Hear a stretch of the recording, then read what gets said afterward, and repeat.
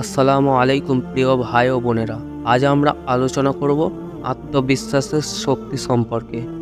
জীবনের প্রতিটি বাঁকে আমাদের প্রয়োজন আত্মবিশ্বাস, আর সেই আত্মবিশ্বাসের মূল ভিত্তি হলো আল্লাহর উপর পূর্ণ ভরসা রাখা, যা একজন মানুষকে কঠিনতম পরিস্থিতিতেও টিকে থাকার শক্তি দেয়।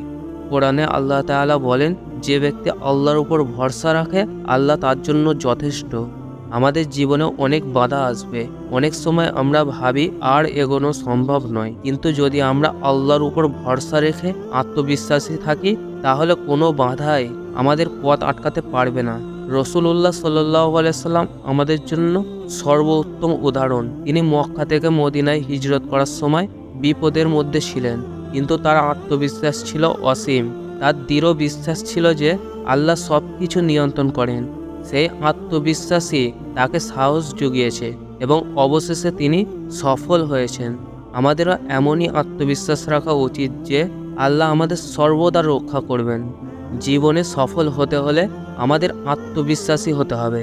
মনে রাখতে হবে, আল্লাহ আমাদের এমন কোনো পরীক্ষার মধ্যে ফেলবেন না যা আমরা পার করতে পারি না। কোরআনে বলা হয়েছে, আল্লাহ কারো ওপর তার সক্ষমতার বাইরে কোনো বোঝা চাপান না। তাই জীবনের যে কোনো চ্যালেঞ্জ আসুক, আল্লাহর উপর ভরসা রেখে আত্মবিশ্বাসের সঙ্গে সামনে এগিয়ে চলুন। প্রিয় ভাই ও বোনেরা, আত্মবিশ্বাস আমাদের জীবনের এক অমূল্য সম্পদ, যা আল্লাহর প্রতি বিশ্বাস এবং তার উপর ভরসার মাধ্যমে আরও শক্তিশালী হয়। আসুন আমরা নিজেদের আত্মবিশ্বাসী মানুষ হিসাবে গড়ে তুলি, যাতে আল্লাহ আমাদের সঠিক পথে পরিচালিত করেন।